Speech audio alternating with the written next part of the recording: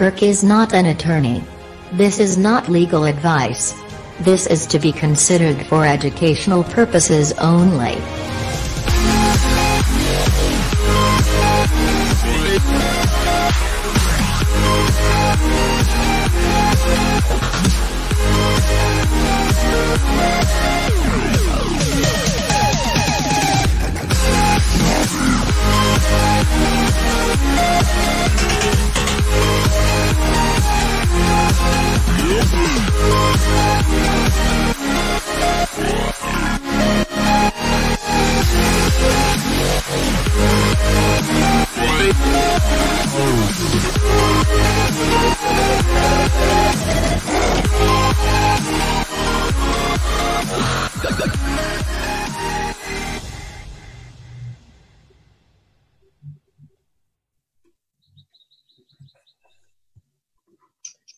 Good evening, folks. Welcome to Kirk's Law Corner Live, the call-in show. We're here. Christopher, oh man, Chris just got here just in the nick of time. John Gentry over there, Christopher Hallett over there, one in Tennessee and one in Florida, and I'm over here in Idaho. Amen to that. So how are we doing tonight? Crazy busy today, boy. Crap. Oh. How are you, John? I'm in a holding pattern, waiting for opposing counsel in the Supreme Court, waiting for the full en banc court in the Sixth Circuit, and waiting on the Tennessee Supreme Court. So I think I've befuddled them a little bit, and they're kind of sitting back like, not sure what to do with this one. So I'm just waiting on that stuff right now. And, of course, I'm ready to go right back in with whatever they file. So I'm just kind of sitting on that. So they're giving you a hard time, but you're prepared for all that. Oh, yeah. I mean, if so the Supreme Court case, I'm waiting on opposing counsel whether they're going to file a response or not. I emailed opposing counsel and was like, "Are you going to respond, or are you going to waive a response?" And he's like, "I don't know." So, but he has until May 29th in that case. And the Sixth Circuit, I petitioned for rehearing en banc, and I think that's been sitting out there about a month and a half. And pretty sure it's gone to vote, which is probably a first for a pro se litigant to get a vote in a petition for rehearing en banc.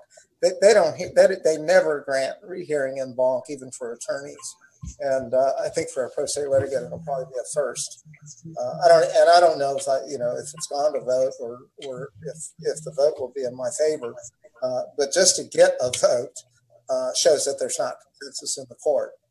And that there's good possibility that the case, will have some strength going into the Supreme Court by the fact that it may be going to vote. They may be just trying to give me the runaround.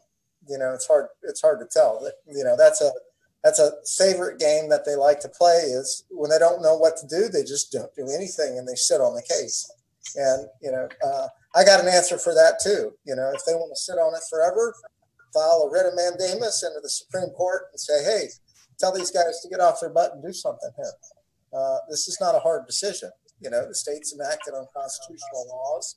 You can't force a right of due process. Don't you think somebody ought to make a decision here? So, if they go left or go right, doesn't matter. I'm ready with a response. Well, that's where your area of expertise is those rules to procedure, man. You are on that stuff like nobody's business. Oh, yeah. So. I use the rules to my advantage. And like there's in the Sixth Circuit, they have a local court rule in the Sixth Circuit that if an attorney violates ethical rules, you can petition to discipline attorney misconduct. They never use that. I filed a petition to discipline attorney misconduct in that case because they made false statements in their briefs, which is unethical and a violation of the ethical rules of professional responsibility for attorneys. And I was talking to the chief deputy clerk Susan Rogers in the Sixth Circuit.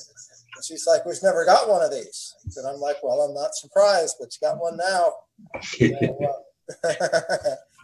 Yeah, buddy. You know, and this is something that we've talked about before on previous shows a few times. You know, we talk about playing the game of chess and need to know the rules of procedure.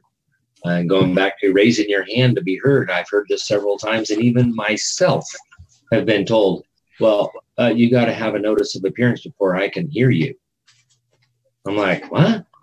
I'm like, I've already appeared before. I've appeared with attorneys. Well, yeah, your attorney withdrew. So basically the record reflects there's nobody appearing here. I'm like, well, isn't my name on the paperwork sufficient? She's like, nope, I got to have a notice of appearance from you and blah, blah, blah. You know, the judge was helpful in this area. And so, you know, that was one thing I learned was the notice of appearance. It's like, oh, okay.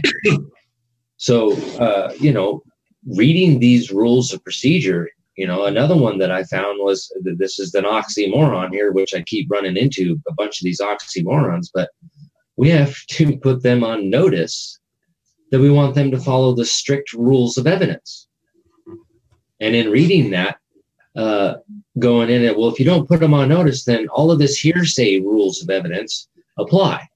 I mean, those. If you put them on notice, all these rules of evidence are excluded. So it's like, it's kind of backwards from what you would think is giving consent to having lax rules of evidence versus having to put them on notice. You want them to follow the strict rules of evidence.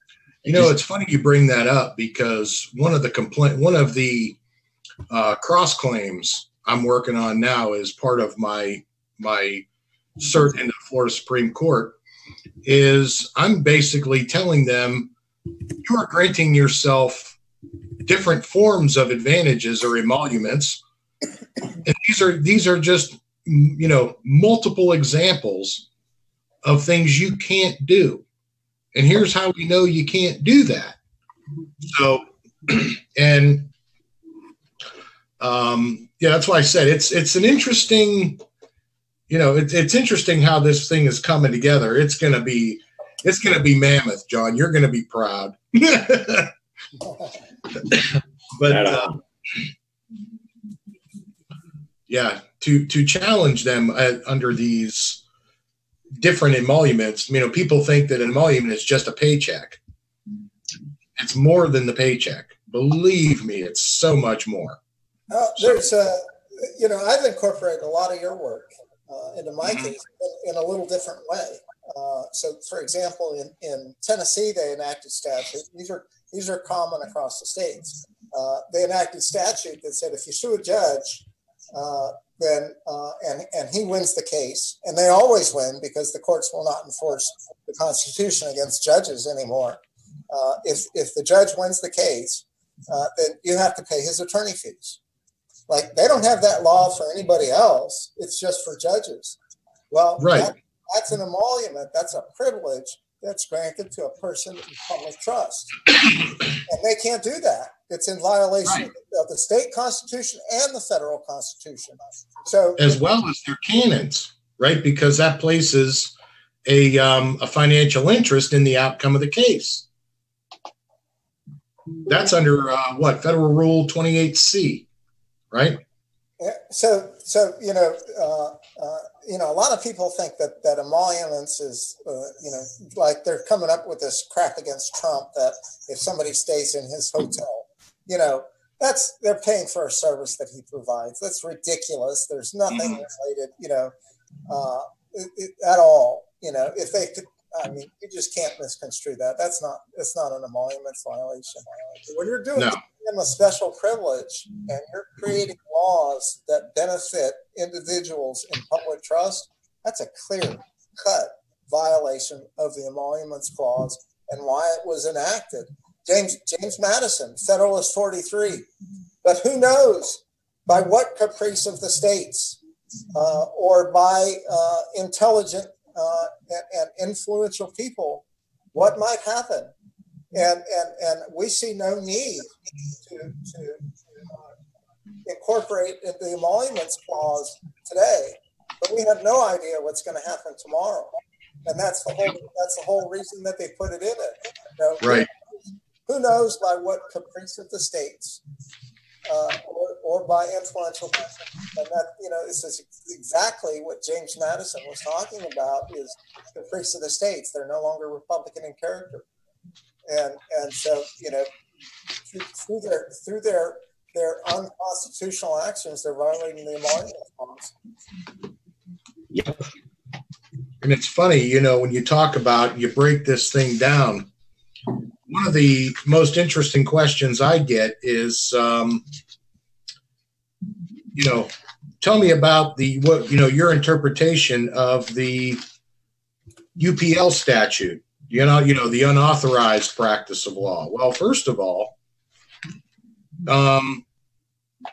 who has the power to authorize it? Because the Supreme Court has said it's a private corporation. It's got no jurisdiction. It's got no, you know, literally no power or standing.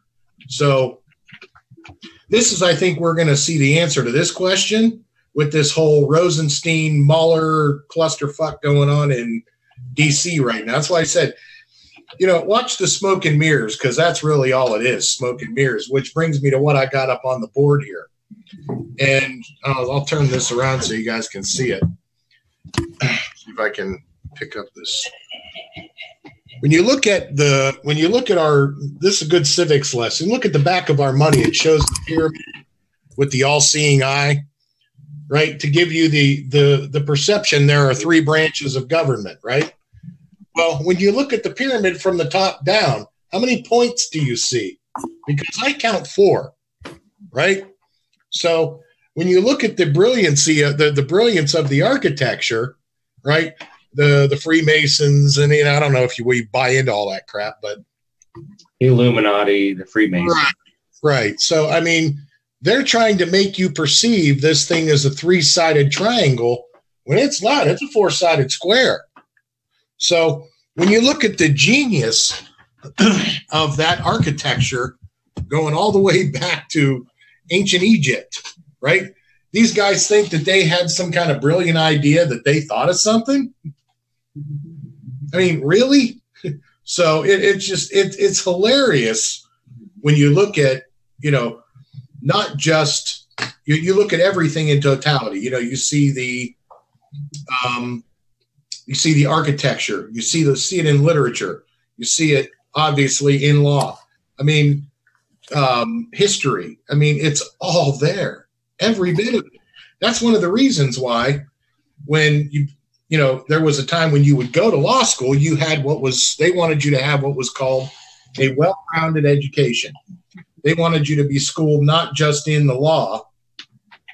They wanted you to pay due attention to literature, art, architecture, you know, all of these different things. Be aware of what's in the world around you so you could be more comprehensive in your, you know, in your legal mind. So when you are presenting for a client, you are more well-rounded in the way you approach your representation of a client. And it's amazing how much of that has been lost. It's quite the opposite now. They don't represent us anymore. They consider us. You know, it's all about them, all of it. So there really is no legal argument, and there hasn't been for decades, right? Why? Because he fell asleep at the wheel. Guilty as charged. And well, you know, that's the thing is, look at where we're at today in technology. You know, the information highway. We are so much more easily accessible to information and education now, where I'll go pre-1995. We didn't have an internet per se. Okay, so not like it is now. No, yeah, especially not like it is now. Like it is now, it didn't even happen until the late 2000s. Okay, no, it happened before then, but I would say you couldn't get to a whole lot of law stuff online. It is now. If you know where to look. Yeah, but it's so easily accessible now. I mean, like the one site that I use, law.cornell.edu. Mm-hmm. It is such a great website. It has the Constitution, and when you go into the Constitution on law.cornell.edu, you know, in fact, why don't I just do a screen share so people can see what this is like? Mm-hmm. I'm going to have to pull this up because it is such a great resource. I mean, I've been doing research for quite some time, and I'll tell you, I still have to go to the law library. I still have to pull, and I love pulling books off the shelf and reading out of a book. So, wrong keyboard here. Speaking of keyboard, I'm going to go grab my secondary laptop because I think it's going to be easier than this phone. Okay. Let me do this screen share here so I can show people what this actually looks like.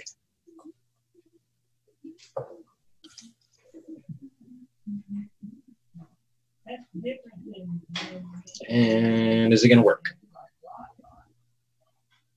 Does everybody see that? Of course, yeah. There's a delay here, so. That looks good. All right, there it changed. Okay, so this is the home page for law.cornell.edu. And now up here where it says "Get the Law," there's the Constitution, there's Supreme Court stuff, there's the United States Code, CFR, Code of Federal Regulations, Federal Rules, UCC, Uniform Commercial Code, okay? Law by jurisdiction. There's state law, uniform law, and check it out, world law. Okay, so there's definitely some deep research that can be done here. But in the Constitution, we'll just click on that. I want to show you this. See this where it says see explanation? All of this gives an explanation where that explanation actually comes from, right out of the annotated Constitution. Mm-hmm. These are straight up good stuff here. And let's go here to the 9th Amendment because I want to go to that. See explanation. One of my favorites is the 6th, where it talks about the right to a speedy trial. But this goes back to what John was just talking about a little bit there on James Madison. James Madison, in my mind, was a brilliant man. Okay, these were highly educated men, especially for the time. So don't ever mistake that our founders weren't highly intelligent, highly educated people. They were. So this is talking about the Bill of Rights, essentially. Aside from contending that a Bill of Rights was unnecessary, why? Because the Declaration of Independence says that our rights are supposed to be self-evident. Start throwing that word around. This should be just self-evident, Your Honor. I don't understand why this is happening this way. This should just be self-evident that my rights stand as law. The Federalists responded to those opposing ratification of the Constitution because of the lack of Declaration of Fundamental Rights by arguing that inasmuch as it would be impossible to list all rights, it would be dangerous. Now listen closely here. It would be dangerous to list some because there would be those who would seize on the absence of the omitted rights to assert that government was unrestrained as to those. Okay, footmark 1, footnote. Okay, let's go down here. The Federalist Papers, number 84. Imagine that. My Federalist books at home. That's straight out of there, where that's being referenced from. Okay. Madison averted to this argument in presenting his proposed amendments to the House of Representatives. Quote, it has been objected also against a Bill of Rights that by enumerating particular exceptions to the grant of power, we all understand that right there? Particular exceptions to the grant of power, it would disparage those rights which were not placed in that enumeration. And it might follow by implication that those rights which were not singled out were intended to be assigned into the hands of the general government and were consequently insecure. Now, wait a minute. What are we talking about right there? Were intended to be assigned into the hands of the general government. So let's go back to American Jurisprudence, Volume 16, Constitutional Law, Section 100, where it says bills of rights are merely declaratory of the common law. Okay, so how is it that the First Amendment applies to the states, the Second Amendment applies to the states, but the Fourth, Fifth, and Sixth does not? The Seventh is like almost a misnomer. Nobody even freaking pays attention to the Seventh Amendment. Then the Eighth Amendment, debtor's prison, excessive bail. Okay, that one seems to apply to the states, and they somewhat recognize the Ninth and the 10th Amendment. But when it comes to the rights of due process of law, warrants, your right to a trial by jury, and that kind of stuff, they seem to, well, that's only for federal citizens, 4th, 5th, and 6th. Wait a minute. What is it saying right here? We're intended to be assigned into the hands of the general government. No. And we're consequently insecure. Okay. This is one of the most plausible arguments I have ever heard against the admission of a Bill of Rights into the system. Okay. But I can see that it may be guarded against, and I have attempted it, as gentlemen may see by turning to the last clause of the fourth resolution. It is fourth resolution. Now, I haven't quite figured out where in the hell he's talking about there. But Annals of Congress from 1789, earlier Madison had written to Jefferson, my own opinion was always been in favor of a Bill of Rights, provided it be so framed as not to imply powers not meant to be included in the enumeration. Okay, I have not viewed it in an important light, one, because I conceive that in a certain degree, the rights in question are reserved by the manner in which the federal powers are granted.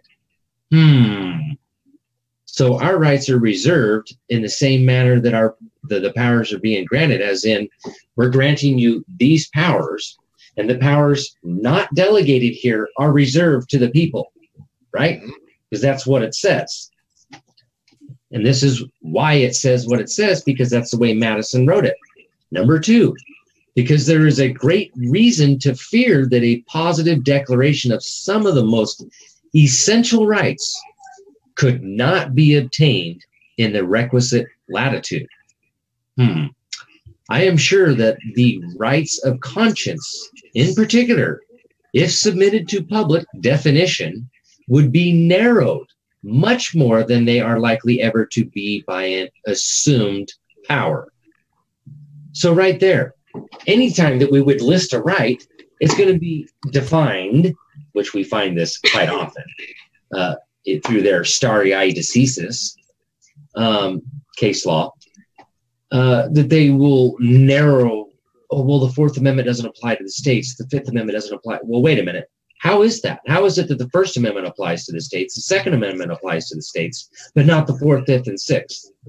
We got a serious problem here, because Article 6, Clause 2 says the judges in every state shall be bound thereby. I could have swore my little document that I got here.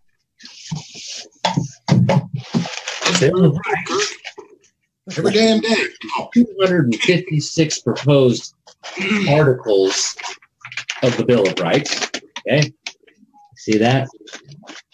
These are articles in addition to the Constitution as an amendment. Okay, so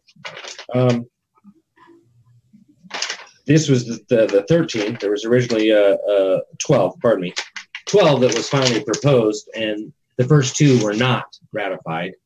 So 2 through 12 were actually ratified. Let me jump in here for a minute real quick, Chris. Sure, John. And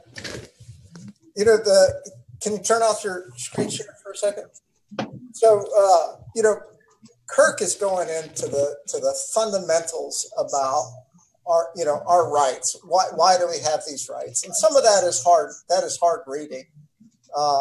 But it comes down to a few things, and the Supreme Court has gone through and interpreted, a lot of the stuff that Kirk just went through, and the Supreme Court has said you have a right to be heard. That's a fundamental right.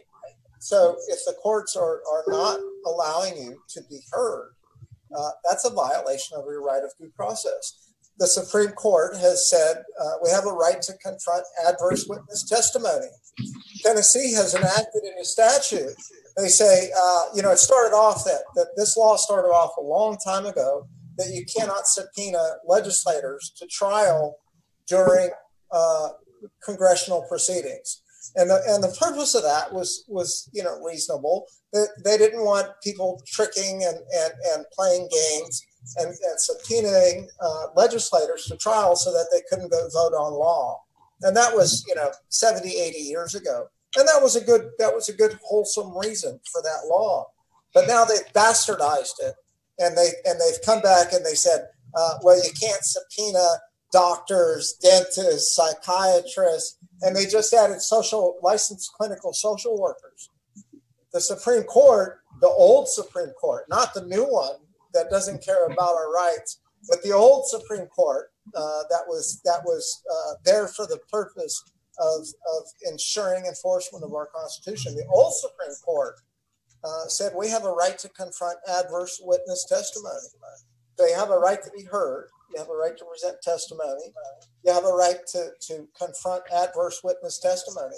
When the states say subpoena a licensed clinical social worker, you know what the hell that is? They're just saying that this licensed clinical social worker can do a deposition or write up some report, and then you can't cross-examine it. And that whole purpose is to obviously, take children away or declare people mentally unfit without due process of law. And that's, that's another clear example. We have a right to present evidence. These are all the things that Madison, he said very eloquently and in a way that we don't understand. But what it comes down to is right to be heard, the right to present testimony, the right to confront adverse witness testimony, and a right to present evidence. And if they're not letting you do that, they're screwing you out of your rights. This goes right back to what I was talking about, putting them on notice, follow the strict rules of evidence, because that eliminates that kind of stuff. And if I would have known this prior to the temporary protection order hearing, I would have put them on notice that we're going to follow the strict rules of evidence here. And that report that you based your findings of facts on, which I already had the evidence that you claimed we're submitting as evidence excluded, because the whole thing pivoted on the statement of the doctor who looked at two pictures, says that he was hit with an object, okay, and doesn't appear something like that it was accidental, that it wasn't accidental. First of all, you just admitted that you looked at two pictures, so you have no firsthand knowledge that those actually existed. Number two, there's no forensic pathology. If you don't know what forensic pathology is, it's forensic science, okay? And we go with bruising, and this is what pathology is actually about. It goes as far as death, okay? So establishing a timeline. So those of you that don't know, bruising, when it comes to black and blue and turning black and blue, it takes up to 24 to 48 hours before it turns black and blue. So how is it that I had my son on Saturday from 11 to 4, and at bath time at 8 p.m., 9 p.m., he's got black and blue bruises? Well, that is forensic pathology. That is impossible. Scientifically, it is impossible. And I want that injury to have occurred 4 to 5 hours ago, 6 hours, 8 hours ago. It's a minimum of about 24 hours.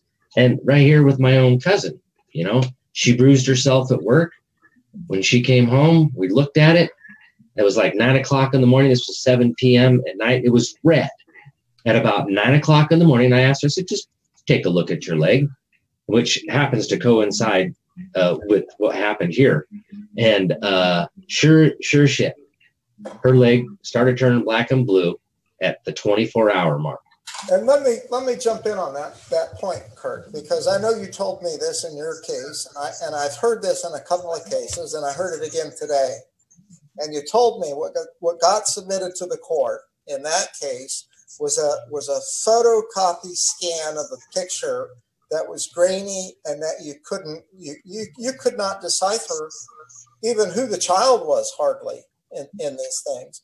And yeah, what was submitted into evidence was two black rectangles. There was no discernible image at all what was submitted to the court. And that's exactly how they get around, and they wrongfully take children. Is they submit these images to the court, and they're like, "Look, Your Honor, there's a bruise right there. You know, that person is abusing their child." And when you look at it, you know, like your case, it's a black square. This person that I was talking to today, you know, it was a grainy image. You couldn't even tell who the child was. It could have been a picture of any child. Mm-hmm. And this person is going back saying, "Well, let's see the real picture." And they won't give it to them because they don't have a real picture. It's all fabricated. And Right. This is the kind of crap that the courts are subjecting people to. You know, not real evidence. Anything that they can do to drag out the case and run up billable hours. Anything they can do to increase Title IV incentives, from wrongfully placing kids in foster care, from wrongfully taking them and adopting them out, anything they can do based on flimsy and false evidence. And that's why I'm going to do a quick little plug here for We the People. We've started a group, We the People, growing rapidly. And this is what we're fighting for, is due process. That is what that case is about. We want to bring jury trial back because these judges cannot handle the responsibility. They are too easily corrupted for the purpose of transferring wealth from families and from our federal government to the state, or from transferring money from the litigants to the attorneys. And so these judges cannot be trusted. And so we've got to return that power back and return that right that's guaranteed in our federal constitutions, that we can have a trial by jury when it's necessary. You know, if you go in and you're getting a fair deal, you know, let the judge keep going. But as soon as he stops stepping on your right and he starts taking a grainy piece of paper that you cannot decipher, you say, "Whoa, wait a minute, this ain't fair. I want a trial by jury. I want to see the original evidence." So in We the People, that's what that group is about, is restoring due process. If you guys have questions about that, drop it into the comments. If you have not been on We the People, go out there and start asking around and find out, you know, where it's at, because this is going to be the most important case that the Supreme Court has heard in the entire history of this country. And if they hear it as they should, because if they don't, they're in treason against the Constitution. But if they hear it as it should, it will change this country and restore due process. But, you know, feel free to ask questions about it, and find out that group, get in that group, and we're going to go change the country. I wanted to add to that. There, what you were talking about there is part of what we're going through is each individual statutes, the code. Okay. And so what we're doing is we're looking at the legislative branch and seeing whether or not, you know, like I found in my own code going through this. Okay. You know, I've only been in the family law thing here for a couple of years. I started out with criminal law, then constitutional law. So in my research in my Idaho code, I find that this is policy from Department of Health and Welfare. The Child Protective Act, the Domestic Violence Act is all based off of the, okay, I know, but y'all need to understand this. Women and Children Against Violence Act. Where's the men? Where's the equal protection of the law? Okay, because violence is not specific to one gender. Yeah, so that law. Where is my right to a cause of action when I get smacked in the face with a car door?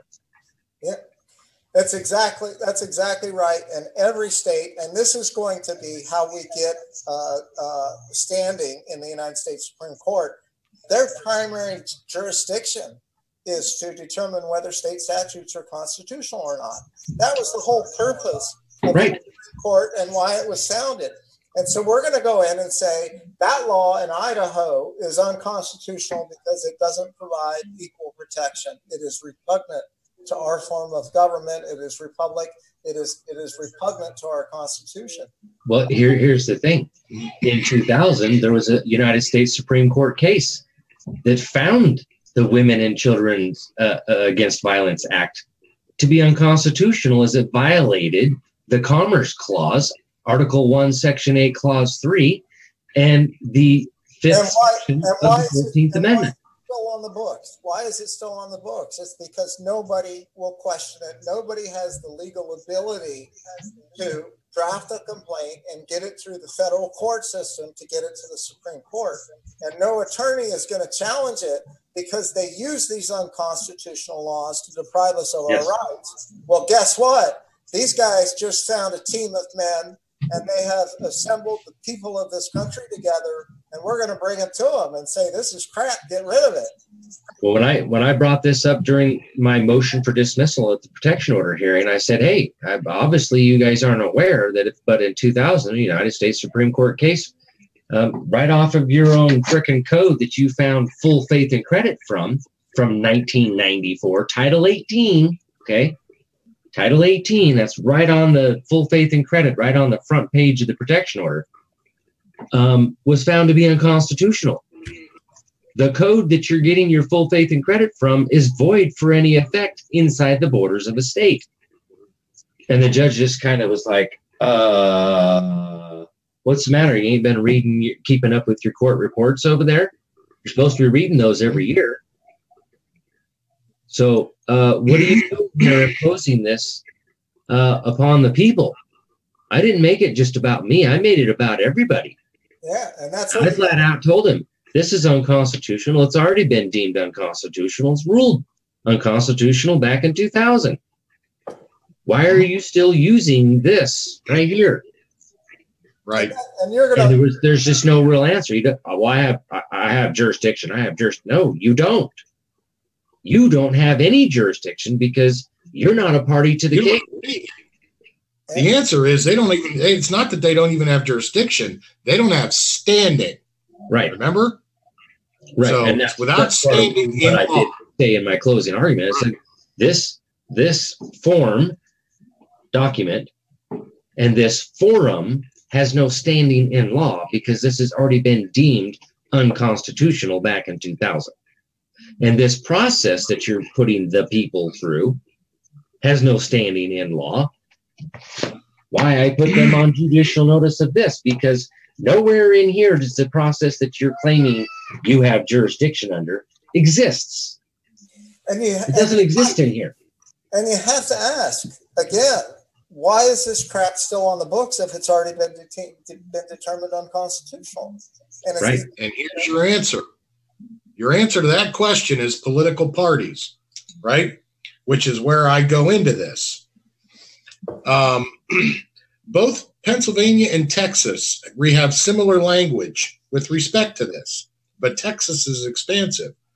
So when you say in Texas, equal rights, this is Article 1, Section 3 of the Texas Constitution, says all men or all free men, when they form a social compact, have equal rights, and no man or set of men, right, the Bar Association, no set of men is entitled to exclusive, separate, public emoluments or privileges, but in consideration of public service, right? So in other words, like Kirk said on Monday, you guys are servants. You took an oath to serve the public trust. You violated that service. Okay? So that's when we talk about where does this come from? And then we go into, and it's where I said this is where it gets expansive, because remember when Nate and I argued this, the beginning of 2017, we threw the monopoly challenge in there at him just kind of as a softball kind of a thing, knowing full well what it was going to turn out. And here's what it says. Article 1, Section 26, perpetuities and monopolies are contrary to the genius of a free government and shall never be allowed, nor shall the law of primogeniture or entailments ever be in force in this state. So why is that significant language in Texas, and how is it relative to you and your state? Remember, I've been posting the crap out of it from the Article 4, Section 2. The citizens of each state shall be entitled to all privileges and immunities of citizens in the several states. Now, why is that significant? The significance of that is you're talking about times back in the 1700s where it took months or years for information to travel from one place to another. So the way to defend against that was to say, hey, if Texas guy comes up with something but Pennsylvania guy didn't think of it, Pennsylvania guy should be entitled to that same immunity, right? And yes, vice versa. So this is where we talk about the succession of law and the actual pure genius of how these guys put this stuff together. This is just amazing. Oh, so yeah. What was another good point on that. Similarly, in the middle, this isn't a federal. I'm not kidding. This is a federal district court, local court rules. It says in any case which one of the litigants is pro se, the case is exempt from customized case management. What the hell is that? That is exactly what you're talking about, Chris. It's monopolistic. It's a violation of equal protection. It's a denial of equal access to the courts, which is in violation of the Due Process Clause. And these guys get away with this crap because nobody questions it. I hope the Middle District Tennessee District Court is watching this video right now, because I'm going after that in the United States Supreme Court, and that stupid rule you got is going away. It's done. It's out of here. As soon as I get into the Supreme Court with that, it's done. You know, and if they want to try to hang on to it in the Supreme Court, we're going to complain that the Supreme Court is in treason against the Constitution. This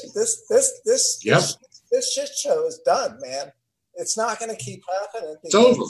We people are coming together and we're standing as one, saying, "Now we ain't taking it anymore. Take that stuff and go home." So, well, here's the beauty. We can also show. Back to what you were reading there from the Constitution from Texas. You know, I've read this before, and I keep my little book right here. You know, Virginia Declarations of Rights, Section 4, that no man or set of men is entitled to exclusive or separate emoluments or privileges from the community, but in consideration of public services, which not be descendable, neither ought the offices of magistrate, legislator, or judge to be hereditary. Now, Section 5, okay, that the legislative and executive powers of the state should be separate and distinct from the judiciary, and that the members of the two first may be restrained from oppression by feeling and participating the burdens of the people. They should, at fixed periods, be reduced to the private station, return into that body from which they were originally taken, and the vacancies be supplied by frequent, certain, and regular elections in which all or any part of the former members to be again eligible or ineligible as the laws shall direct. Okay, so essentially, you know, Congress should only be in session for 3 months. And then you are reduced back to the pool of we the people. You're not supposed to be a career job. You know, the way things worked back then, first of all, it was an honor to be elected into that position as an honorary position, as a representative of the people of your community. Okay. And then you're supposed to do your duties. You know, here we are in 2018. Just exactly how many more laws do we need to be making 240 years from then that we haven't already covered? Yeah, okay. And how long does it take? For 3 months, you got to figure out some budget. Okay. What do you mean making new? We shouldn't be working on this stuff for a year. You shouldn't be in there. You should be for 3 months to figure out the budget. And if there's anything new that's come up, we write a bill for that. Okay, great. But from there, you're reduced back to the level of we the people, not as a career job. We shouldn't have an annual salary for people in public office, elected officials. Okay. And I want to jump on, Chris, I want you to look this up for me again real quick. The maxim of law about those in public trust who violate that public trust should be doubly punished. Look that one up for me, because I want to address that. Kirk, you're going to like this guy. I watched a couple of posts from him. He did an earlier one on common law, William Day. And then he just mentioned just now, pro se equals to prosecute, which I love. And he said, you want to be improperia persona and sui juris.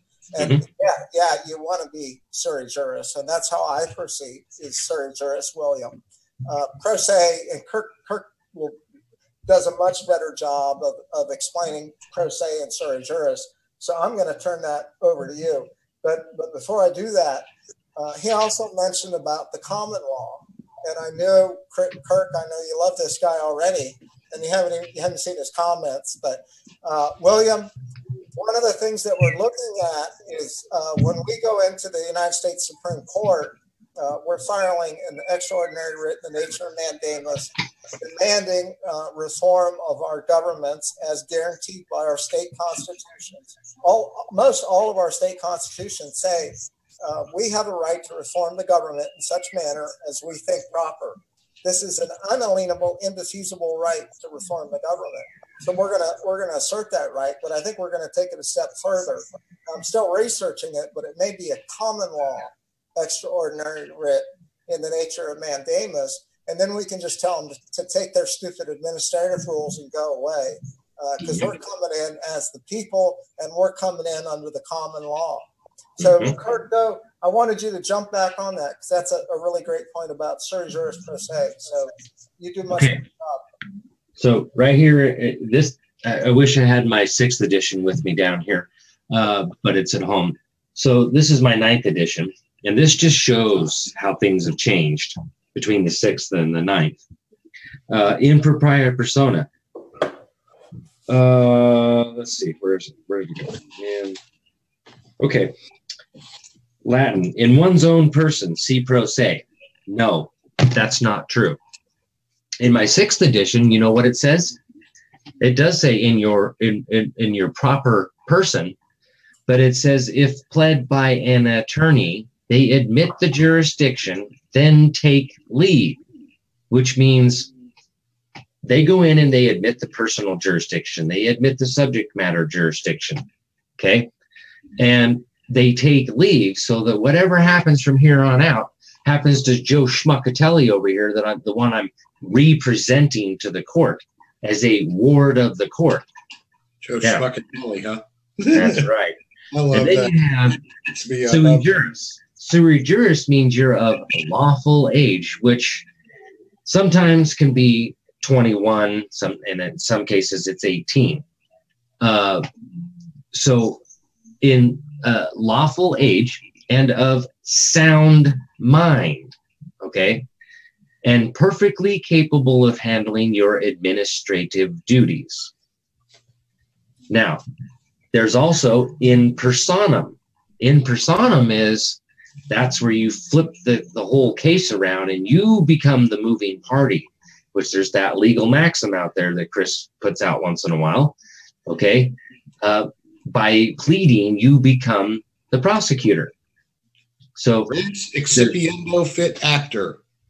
The defendant, by pleading your exception, becomes plaintiff. Bingo.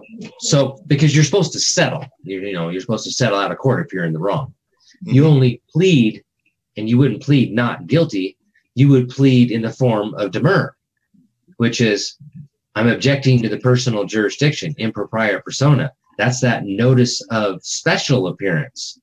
I am appearing specially, under duress, under threat, under coercion, under constructive fraud.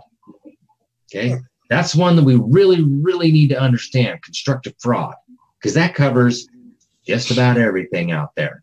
All these contracts, the birth certificate, the Social Security, the driver's license, your insurance, all of the insurance, medical insurance, dental insurance, car insurance, homeowner's insurance, all that crap. That's all constructive fraud. Taxes are constructive fraud. And on that same point, I want to address a comment. Thays Herring just said, unfortunately, Washington has its own laws and rules. No, they don't have their No, they do not. They don't have their own laws. What they have are their guidance documents that are, many of them are in violation of the Constitution. And this is the problem.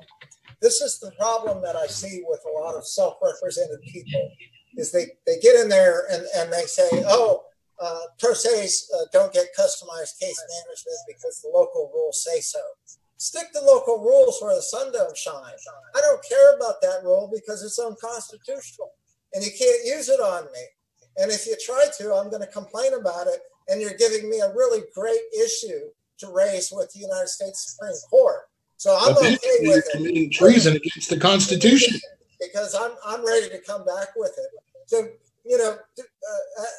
as they said, who cares if they say, oh, well, we got this rule or we got this state statute. I don't care. We care about the law, and the law is laid down in our natural law upon which our constitutions are based. That's the law that we look to as our Constitution. This other crap that they come up with are just games that they play to deprive us of our rights and extort us of our property, perpetrate crimes against us under color of law, and commit constructive fraud. Right, Kirk? That's right. Here's another one of my favorites when it comes to that stuff John just talking about. We have the best witness, a confessing defendant. Law, by the way. I love that one. It cracks me up.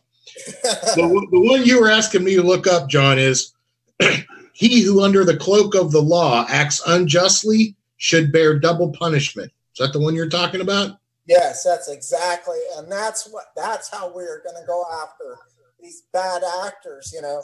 You want to violate, in my trial court proceedings, I never bitched and complained. This guy would, may I respond to that, Your Honor? No, you can't. And there was another dialogue between opposing counsel and the court, and it was like complete fabrication. Can I respond to that just briefly, Your Honor? No, you can't. And I just, I'm like, okay, just keep giving me more evidence. I'm okay with it. And, now that case is before the Supreme Court, and we'll see what's going to happen. And I'm going to come back, when that case gets remanded back, if it does, and I expect that it will, I'm going to come back and say it again to me, Chris, because I love that one. He who under the cloak of the law acts unjustly should bear double punishment. Yeah, and I'm gonna pound that home. I'm gonna pound that home. Textu, legis, injusta, agens duplo, puniendis. I'm gonna pound that one home every chance I get. That's the nice thing about those maxims of law, or legal maxims, or core concepts of law. I'm going to argue that. There is just no way around them. Yeah, those are our core concepts of practice, right? So we talk about where this comes from in the ideology, the language of the court, the language of the church. Where does our law come from? Oh, the Bible. I know that one. So if you're looking for good faith, guess what? That ain't in this book. You're looking in the wrong book. So, yeah, there's lots of good ones that Chris has found. I've found. The one of my favorites is a repugnant act cannot be brought into being. Oh, yes. Plain and simple. I want to jump back Thay's got some really good comments here. Thay's Herring. She said they throw you in jail every time you follow the Constitution. They don't give a rip who you are or what you know. And yes, you are correct. And so when you're in trial court proceedings with a corrupt judge who's colluding with attorneys, you're in survival mode. And you raise the issue very respectfully. This is what the Constitution says, Your Honor. And when he says, I don't care what the Constitution says, don't respond. Don't give them a reason to hold you in contempt. What you're doing now is you're in survival mode and you're in evidence gathering mode. So bring your own court reporter with you if you can afford it. Go to the clerk's office and get transcripts of proceedings. You're in evidence gathering mode at that point. And they can incarcerate you because they have unchecked power and corruption, and they can incarcerate you. So again, survival mode. You're just gathering evidence, and then you're going to take it up the chain. So don't give up and don't acquiesce to these guys. You're just gathering up right now. We talk about that.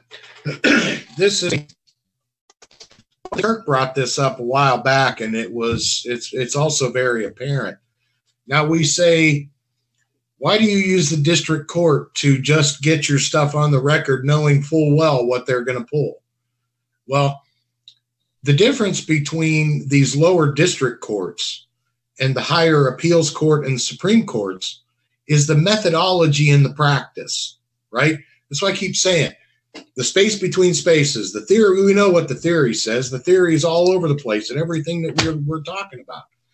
It's the methodology in their practice, right? And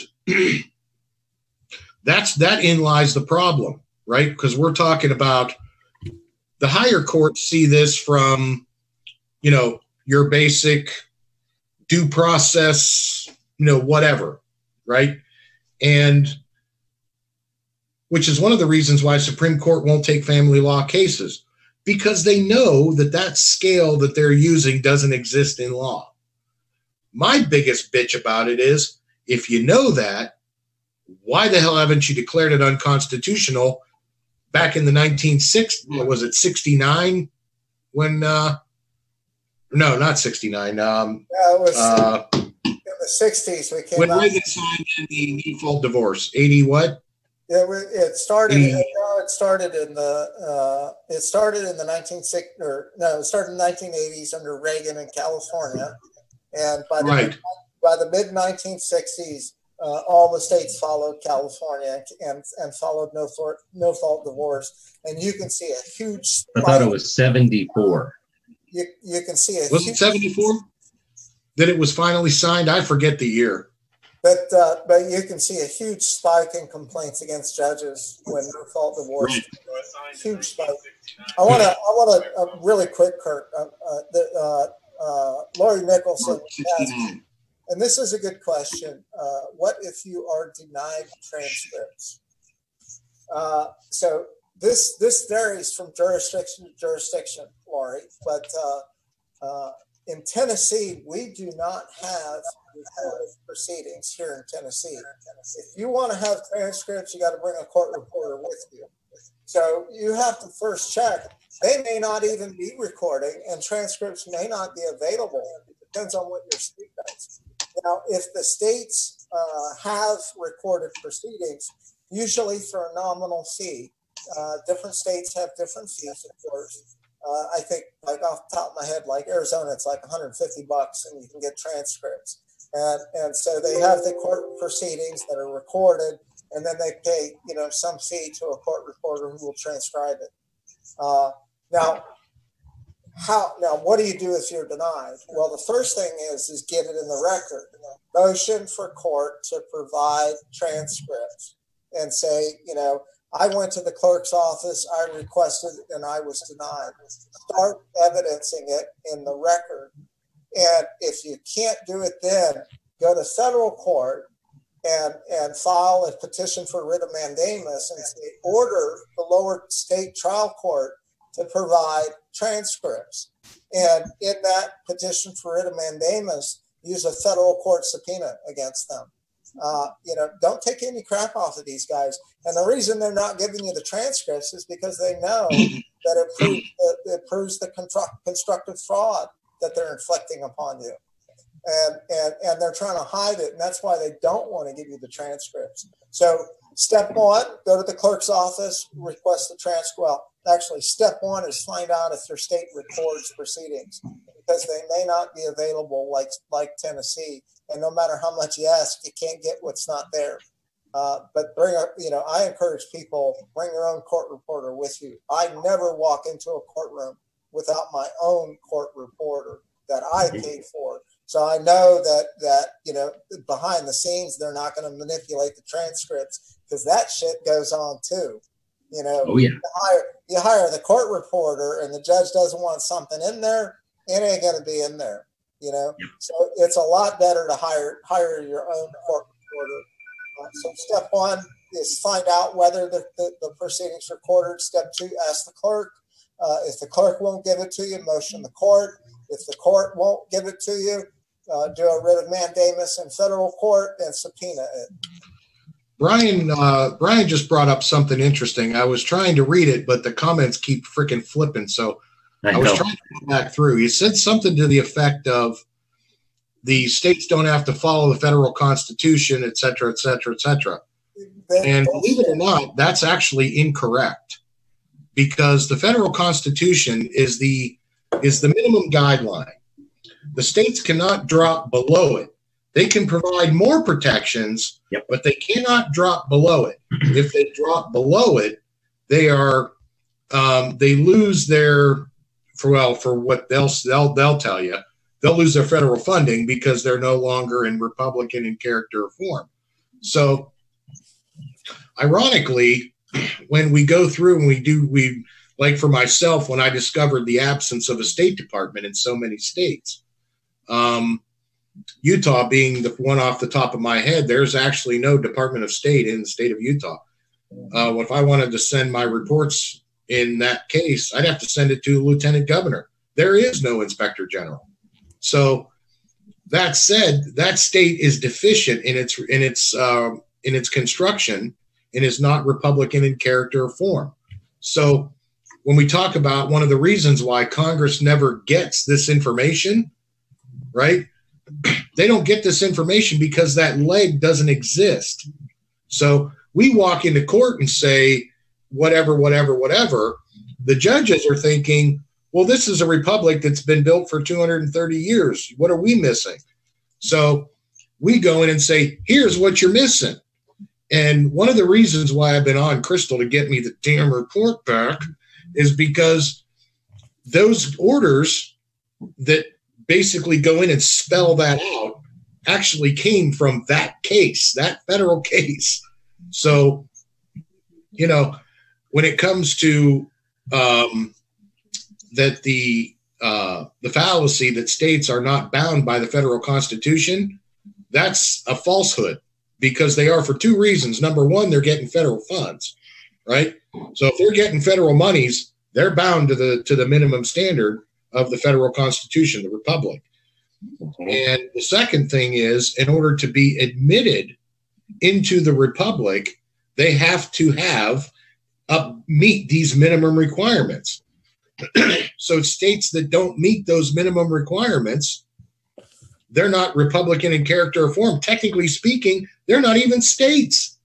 They've never been states. So this is the conundrum when we go back through and we break this stuff down, like I did the different perspectives. You got the pyramid. If you're looking at it from the ground level, you see 3 points. If you're looking at it from top down, there are 4, right? So it just depends on what your perspective and your vantage point is, and as to what you're actually seeing. And one of the things that the courts try to do is they try to keep you at this level. They don't want you to see this one. Well, I just walked in and said, hey, genius, I see this one. I don't care about this one. This is the one I care about. So, and, you know, it was just because, well, all right, yeah, you're right. That's a public trust issue. If we're not getting the correct information and we're not repealing state statutes, or, you know, we're not acting fast enough when the court says this is unconstitutional or that is unconstitutional, again, in the absence of a State Department, there's no communication in there. There's separation of powers. There's supposed to be a Department of State that takes that information and transfers it from the court over to the Congress and says, hey, the court said this about this law. Get rid of it. And then legislature says, okay. But without that process happening, that's why we end up with this crushing load of statutes and people running up to the Congress saying, hey, you need a law to this. You don't need more law. You need less law, right? So, and that's what in a limited government means. So, bingo.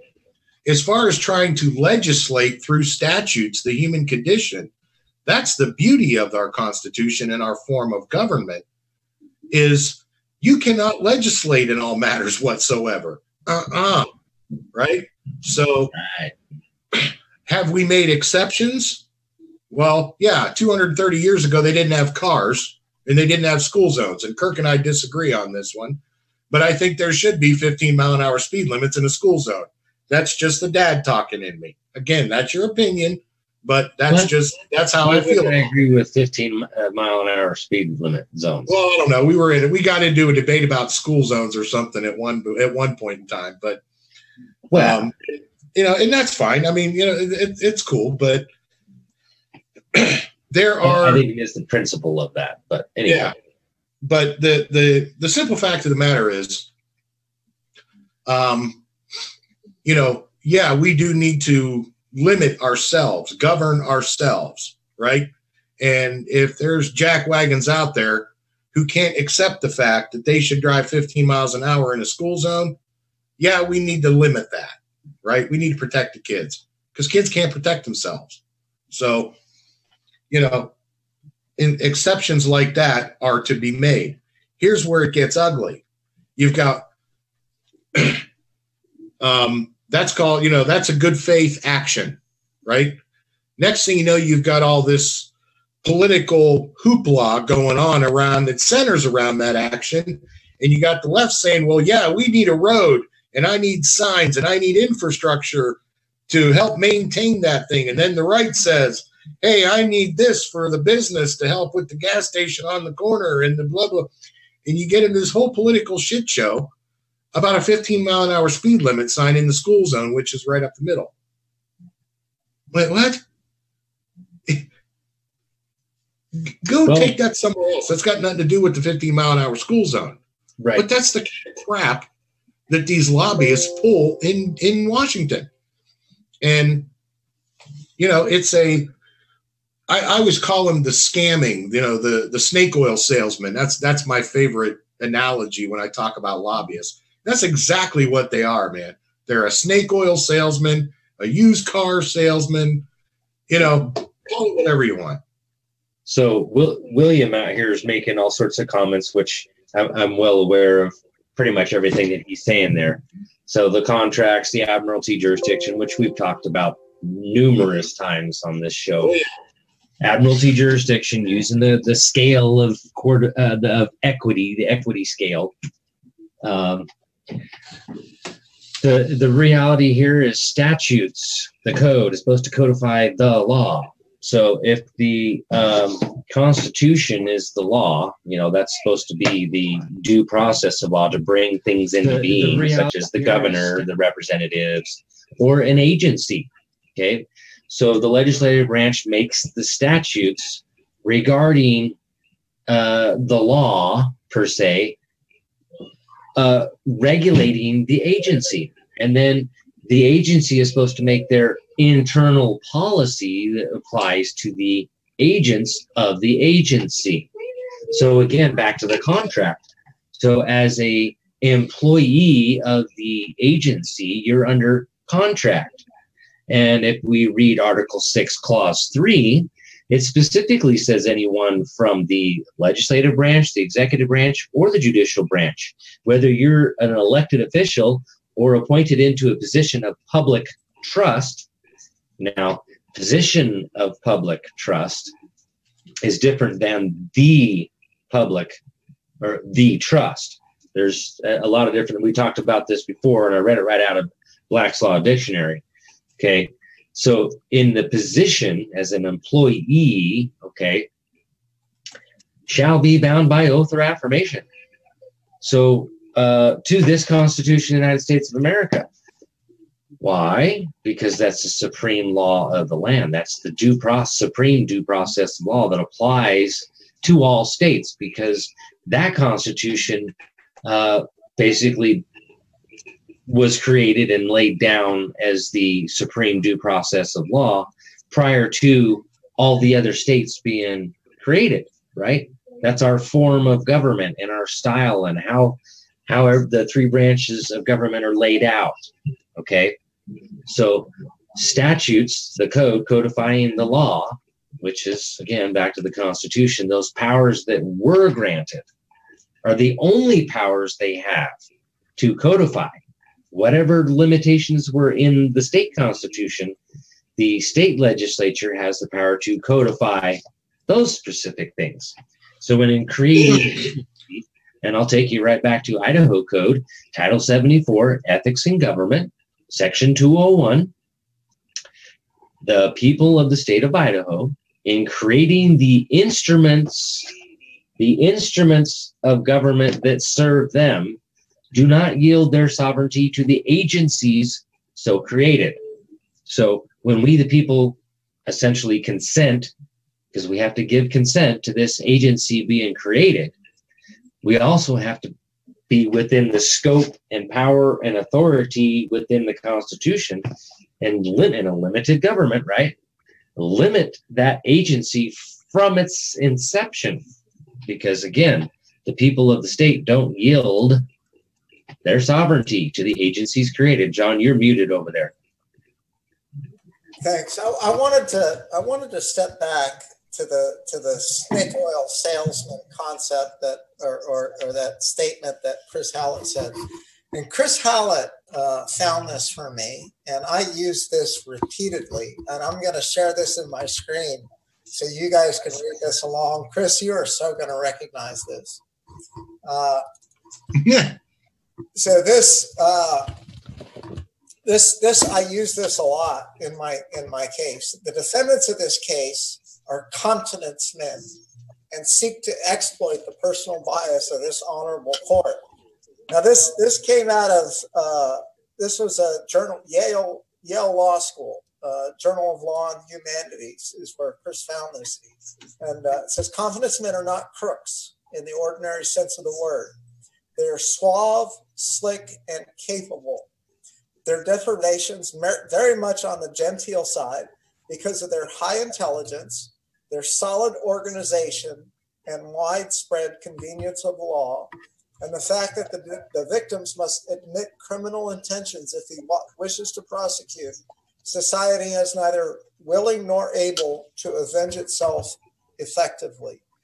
This describes our legal profession to a T right here. High intelligence, solid organization, and convenience of the law.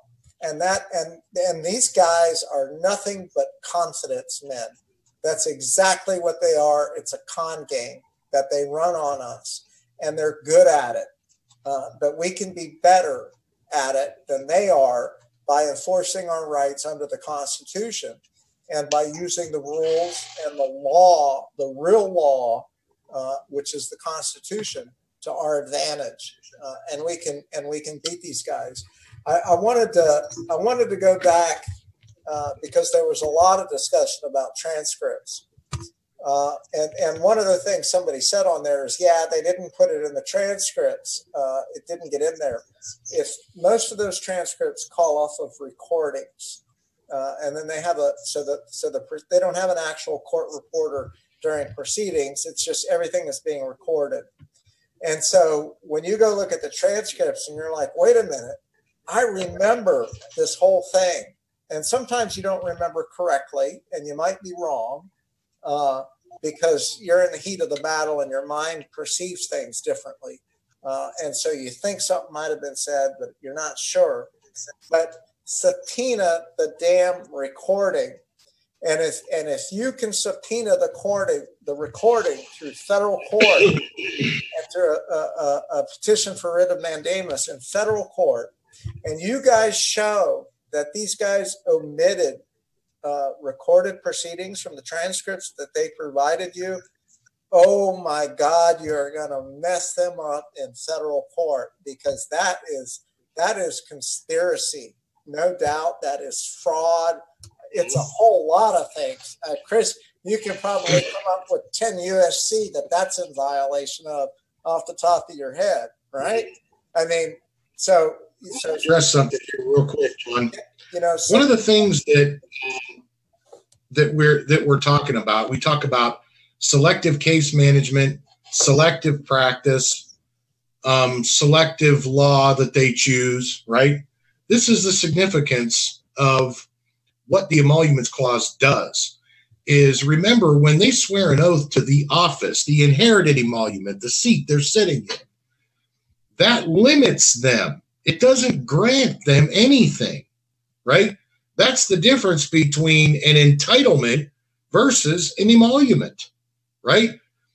We limit our government through emoluments. These Democratic actors, I'm just going to call them who they are, feel entitled to this crap, right? Because they're claiming this is a democracy. This was never a democracy. They're attempting to overwrite our republic with democratic guidance documents that are designed to cause domestic violence in its truest form. So, again, domestic violence is violence on the land, not violence in your house. That's a misapplication and a misinterpretation. It's misconstrued based on what the law says. It doesn't mean, in your domicile. Now, I know some idiot attorney is going to tell you otherwise. He or she is full of shit. I'm telling you. That is the end, period, end of discussion. To look in the Constitution, the Declaration of Independence, where does it say democracy? I'll take it to Article 4, Section 4 is a guaranteed Republican form of government. And the Declaration of Independence says we're self-government, and governments are instituted amongst men. Receiving their just powers by the consent of the governed. That is a republic. Okay? And again, you got to go back to earlier opinions to find this. So, it's pre-1950 is the quote, because our courts all the way to the Supreme Court became corrupted. But I do it pre-1930. Yeah, maybe, probably back that far as well. But definitely pre-1930 and pre-1950. The Supreme Court has said repeatedly, talked about Republican principles. And one of the basic tenets of a state being Republican in character is the ability to address grievances against the state. And we can no longer do that. We are not allowed to address grievances against the state. Sovereign immunity, judicial immunity. No, that's not what this thing is about. This thing is the power to alter or abolish any part of our government, basically limit it, is found in the language of the Declaration of Independence, which is universal in all 50 states. But again, going back to Pennsylvania, Article 5 of their Bill of Rights, right?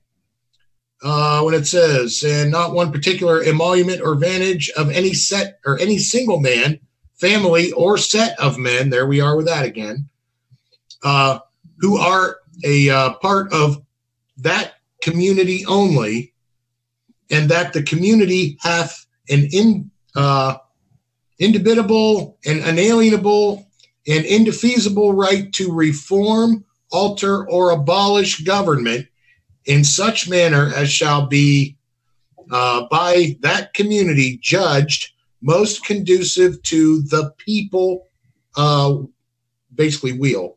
So basically, the long and the short of this is, because it's in the Declaration of Independence, it's also in multiple state constitutions.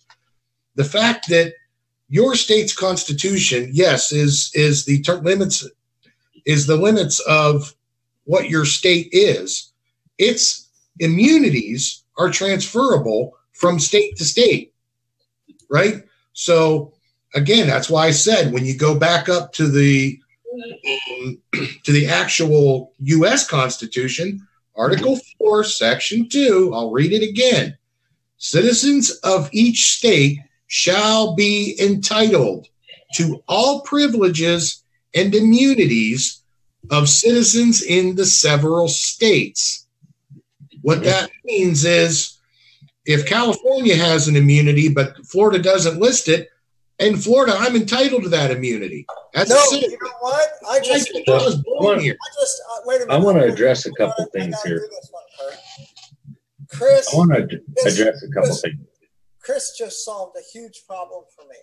Every state, not every state, most state constitutions say that the power is inherent in the people, and they retain at all times an unalienable, indefeasible right to reform the government in such manner as they think proper. That's in most. Can't hear you, John. But you get your microphone, brother. So the state constitutions say that the power is inherent in the people, and they retain at all times an unalienable, indefeasible right to reform, alter, or abolish the government in such manner as they think proper. So what you just said right now is that in our federal constitution, the privileges, so screw the immunities, because that's the bad actors, but the privileges that are guaranteed to other citizens. Say it again for me. Say it again for me, Chris. About the privileges. You want the privileges and immunity. Article 4. Yeah. The citizens of each state shall be entitled to all privileges and immunities of citizens in the several states. That means. So this is our standing in the United States Supreme Court in We the People, because my Constitution says that I have an unalienable, indefeasible right to reform the government in such manner as I think proper. Well, the jerk lawyers in the Northeast states, who are really good and really smart, confidence men, they wrote that out of some of the constitutions, right? But what you just told me, right, our federal constitution, we can assert that right in the We the People case against the 50 states and say every freaking state has this right. I'm going to use that argument. I love it, Chris. It's already there because it's already implied in that. Remember, we were talking about this. Back in the 1700s, it took months or years for information to travel. They knew this, which is why they built that language into the minimum structure, the minimum requirement. Right? I love it, man. I love it. That is strong. Apparently, people don't. That is strong legal argument that we can go in with every state and say we have a right to reform the government. Guaranteed, right, unalienable, indefeasible. Yep. Just because it's not in New Hampshire's constitution, we don't care, because what is it? Article what? Article 4, Section 2. Yeah, 4-2. I'm gonna love that one, man. So I want people to understand here. Go ahead. Sorry. I want people to understand something here, because we're talking about states this and states that. Okay, first of all, in order for the people in their status, because that's what state actually means, status in society. So in the status, the people of the status of Idaho, in our status of society here, civilized society, in order to join the union, right? Because in 1859, Idaho wasn't part of the Union, and it was just a territory. So in order, and this is in the Constitution for new states to join the Union, right?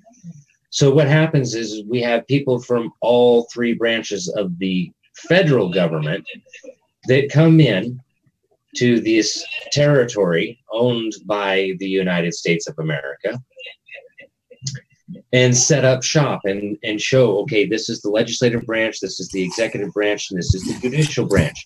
Because in our form of government here, a Republican form of government that happens to be the supreme law of the land, as declared in the Declaration of Independence. This is our style and form of government and how it functions. And so that's all set up. And then we have a, oh man, I forgot the term on this. It's like a little mini constitution, but it's not a constitution yet. And I actually happen to have mine organic act for the territory of Idaho. Okay. So in order to join the Union and be accepted, okay, that's because all the other states in Congress assembled have to vote to allow you to create your status in society and call yourselves Idahoans or people of Idaho or people of Washington or whatever. So that's the reason why the Constitution of the United States of America is the supreme law of the land, because that is the form of government. And that's supposed to come in when you create your state, go from a territory to a state, and then a state that's joined the Union. Yes, you are under. And that's read the 10th Amendment. And let me, the powers not delegated to here, nor denied to the states, are reserved to the states or to the people, right? Yeah, and let me jump in on that real quick, Chris, because I wanted to address a comment. So Lori Carr, she said, let's get some groups together and get going. That's what the hell we're doing here. And Lori, I don't know. That's one of my local peeps, by the way. And see, Lori, I don't know if you know, but we have started a group. It's a secret group called We the People versus the 50 United States. And we're going to go original jurisdiction to the United States Supreme Court. This is going to be a first of its kind, groundbreaking, most important case that has ever been brought before the United States Supreme Court. And we're going to demand reform. So Lori, if you don't know about that group, go out and find somebody who's in the group. You have to be a friend of somebody to get invited into the group. I already put her in there. She's already in there. Well, some people might not know that they're in there just because they've been invited. Right. And we're gonna, we're gonna kind of cross-pollinate, and I'm gonna try to get the people in the group. Like, just because you invited somebody doesn't mean they're active in the group or that they even know about it, because it might not have shown up in their feed on Facebook. But Lori, that's what we are about: is getting we're gonna go 250,000 people or more into the United States Supreme Court and say, we demand reform.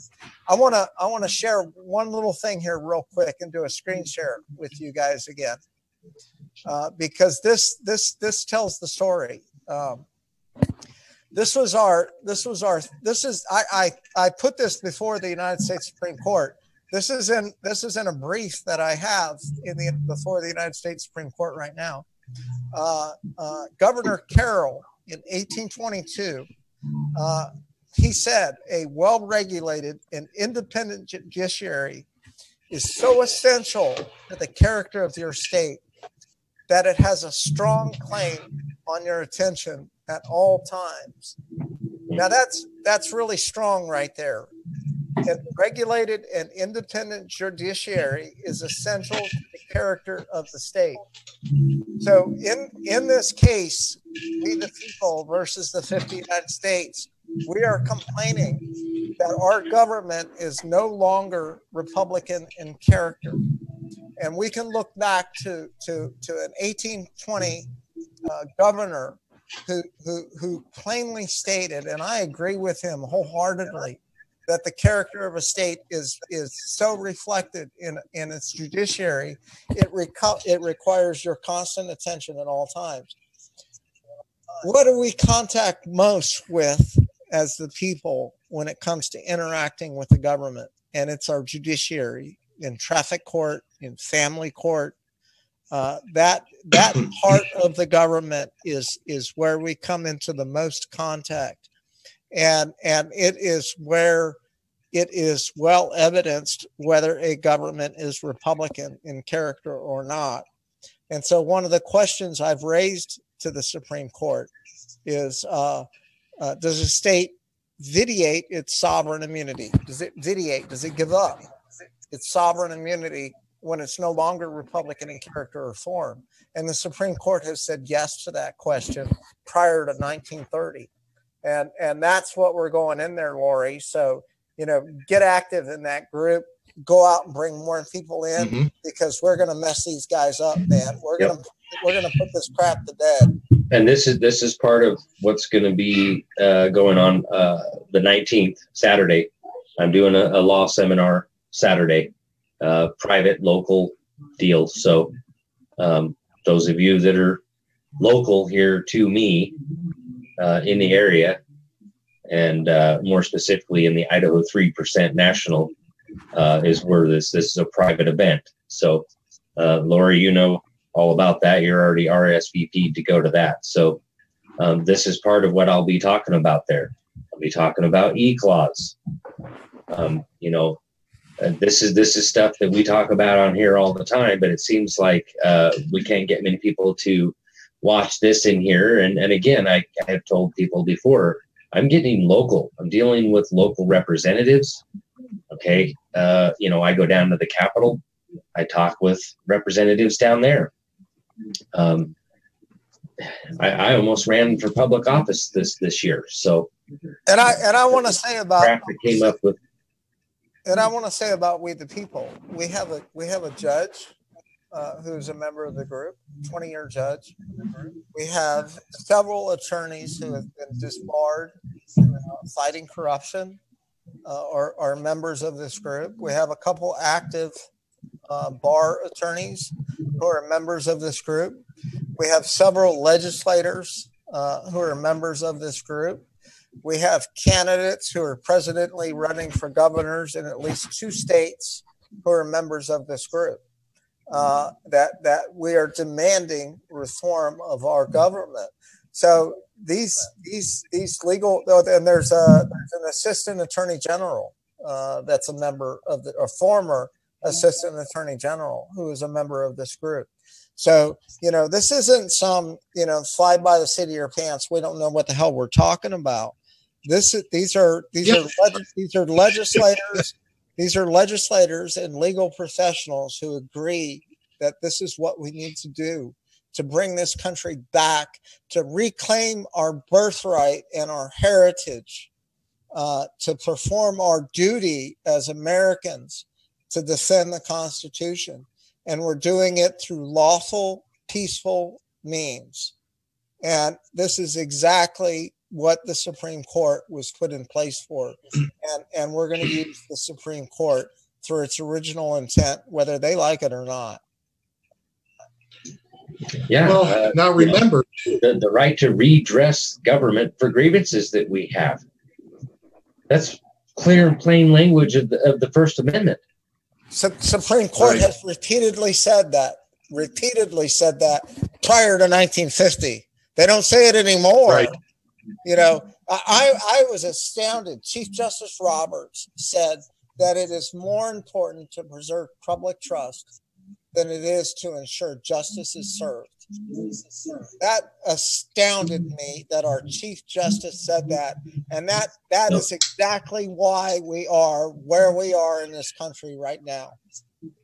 Yep. Well, I can tell you that liberal attitude is going to go away, and I can tell you why it's going to go away. Because Congress is only going to get so many of my reports before they finally say, "Hey, Uncle," and it's that right of redress of government is absolute. What they have you convinced of is that your only methodology is through the court. No. Remember, there's the 4. Like Kirk says, if you go to your neighbor's probably going to tell you, go home, stupid, you're drunk. And don't trip over my flamingos on your way out. The court's going to tell you, the attorneys are going to tell you, well, I don't know if I'm going to prosecute that. Well, that's 2 down. You still have the executive branch and the legislative branch. There's still 2. You're going to get something somewhere. Move over, Bacon. We've got something meatier coming in here. We'll go ahead and prosecute this ourselves. Thank you very much. Yeah. So you know what? I don't have to ask the questions of law, right? Because that's what the Supreme Court is there for. I'm telling you, here's the facts. Here's what it is. Here's what Congress said about it. That's you guys. Here's what the court said about it. That's those guys. And and so on and so forth. So that said, and because of the way you guys decided to codify the law, these people are receiving government emoluments. Yes, I know what that word means. So now that we know what that word means, that's a government trespass. That means the government. That means y'all who are sitting in the emolument. Here's the, this is what's owed, as what's codified in law.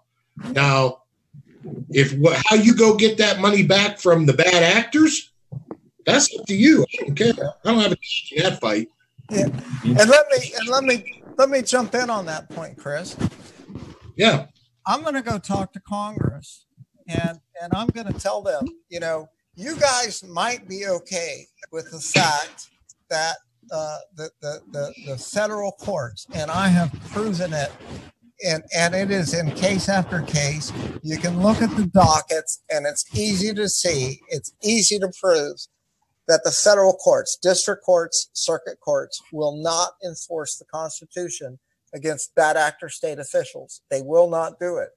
And because they won't do that, they're unwilling to enforce 42 USC 1983 through 1986. They're not willing to do it. Now, what I'm going to say to Congress is okay, maybe you're okay that the judiciary doesn't give a crap about the USC that Congress enacts. But let me tell you what, guys, you have just transferred the legislative power, the checks and branches of this country, or checks and balances of this country, to the judiciary. And, you might be okay with that as they're violating the rights of the people. But actually, you don't have to do that. When Congress wants something, and Congress wants the judiciary to follow the USC, too late. You already transferred power. And if you're okay with that now, you're not going to be okay with it down the road. And this is going to come back to bite you. And so it is, it is time for the federal courts to start enforcing the USC to protect the people. And if you don't, you have transferred your power to the judiciary. And you are going to destroy this country in so doing. And redivision of the emoluments is a power not granted to Congress. See, that not transfer emolument. They cannot do that. That was not a power we gave them. Now, this is part of the problem with our system here, and why we'll go right back to the Declaration of Independence. Let me see here. This might sound familiar. I can get that to memory. Depriving of us, in most cases, of the right to a trial by jury. Okay, Article 1, Section 10, or 9 and 10, 9 to the federal and 10 to the states is, back to the 10th Amendment there. The powers delegated here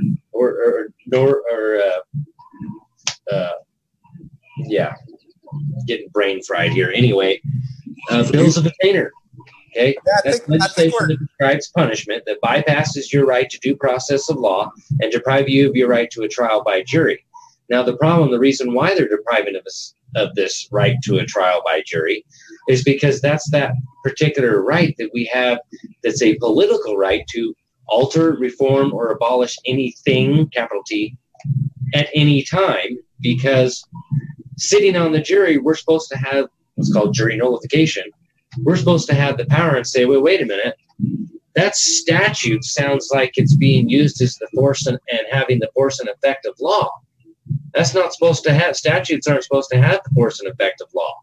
Nope. The common law is supposed to be the law, not statutes, codes, rules, regulations, policies, ordinances, city ordinances. None of that is supposed to be law. That's all supposed to be public policy, the policy that applies to the public servants. You know, we're the masters are the rightful owners of the law. Right there, that one, Declaration of Independence. That one's the law. That was laid down, because that's what law is. Law is that which is laid down, ordained, and established. Right. Yeah, I love these comments by William Bay. I love his comments. I mean, he is like so on board, and he's got it. You know, he's in tune with us. But, you know, he's asking everything questions. He's saying is correct. He's asking questions. You know, who does Congress work for? Well, we're going to remind them, brother. We are going to remind them. Right? Because basically, you know, like I've said, when I created my company, I said, look, I don't need to deal with questions of law. Like, for example, I know when I walk into Congress, I know I can't lie. I know Hardwick versus Vreekin actually tested that. But, you know, I think, where was that? Wait a minute. We hold these truths to be self-evident. Oh, wait a minute. I saw that in the Declaration of Independence. That's in the law. Awesome. Got that one covered. Next. As a public servant, you cannot claim good faith when you know you're violating either state or federal law. How do we know that? That was tested in the federal court in Owen versus City of Independence. So when you talk about how to use stare decisis or case precedent, that's the proper methodology that we put in these positions of government. Those inherited emoluments. The reason that the language of your Constitution says that they're not to become inherited means an agenda, a political agenda, right? That's where the bureaucracy, the political shitstorm. We have the left versus the right. You know, you got left hook, right cross, left hook, right cross. You know, I'm ready to just like uppercut right into the tea bag as far as I'm concerned. And I mean, that's kind of like right where I'm going when I just walk in and say, hey, you know what? I don't care about your left hook. I don't care about your right cross. I'm not either party. I am no party affiliation. I don't care about what your shit show says. So nothing you political parties do has any standing in law. Yeah. Kirk mentioned this on Monday night. Justice Scalia, he's sitting in Congress, was basically laughing at him, saying, I don't know what the hell you guys think you're doing. Nothing you're doing has any force or effect of law anyway. What are you doing? Here's a term for folks out there. And before I give the term, I'm just going to read the definition, because this came out of my Black's Law Dictionary of 16th century, okay? Mentally deranged, suffering from one or more delusions of false beliefs that, 1, have no foundation in reason or reality, 2, are not credible to any reasonable person of sound mind, and 3, cannot be overcome in a sufferer's mind by any amount of evidence or argument. Any ideas what that term is, that word? What is it again? That's the caption under my picture. Sorry. I'm looking for some answers out here to see. I'm asking a question. Folks, do you know what that term is? I'll repeat the definition. From the 16th century, mentally deranged, suffering from one or more delusions or false beliefs that, 1, have no foundation in reason or reality, 2, are not credible to any reasonable person of sound mind, and 3, cannot be overcome in a sufferer's mind by any amount of evidence or argument. Perjury. Insane. Yeah. Any man of sound mind using logic and reason should come to a reasonable conclusion through deductive reasoning, if we want to get technical, that whatever we're talking about here, how about the Hardwick versus County of Orange versus Vreeken, that any official with an IQ greater than room temperature in Alaska knows that you can't lie. Yep. Now, somebody put a comment in here, and they just said the name Abraham Lincoln, and I think this is a good closing point because we're getting close to the time, and I know for me personally, this is why I am in this fight. Nothing more than this, which is what Abraham Lincoln said in his Gettysburg Address, and I'm gonna read this to you. Because this was the shortest. I think this is probably the shortest presidential address ever, but it is the most profound. And I'm gonna share my screen so you guys can read along with this, because this is why I'm in this fight. He said here. But in a larger sense, we cannot dedicate, we cannot consecrate, we cannot hallow this ground. The brave men, living and dead, who struggled here, have hallowed it far above our poor power to detract. The world will little note or long remember what we say here, while it could never forget what they did here. It is rather for us, the living, we here be dedicated to the great task remaining before us, that from these honored dead we take increased devotion to that cause for which they here gave their last full measure of devotion, that we here highly resolve these dead shall not have died in vain, that the nation shall have a new birth of freedom, and that the government by the people, for the people, shall not perish from the earth. Friends, that is why I am here, and that is such a powerful passage to me. I think that is the most beautiful thing a leader of this country has ever said. He is calling upon us our duty to defend the Constitution. They just started it. It is our duty to carry on that.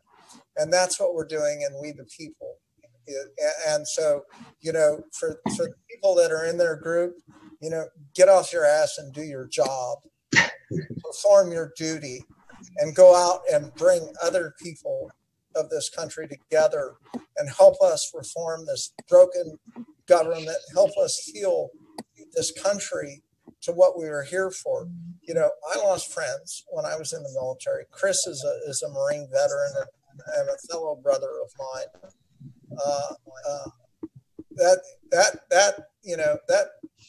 We swore an oath to defend the Constitution. It is our duty. Our declaration tells us that when a government becomes tyrannical, it is our duty to throw off such government.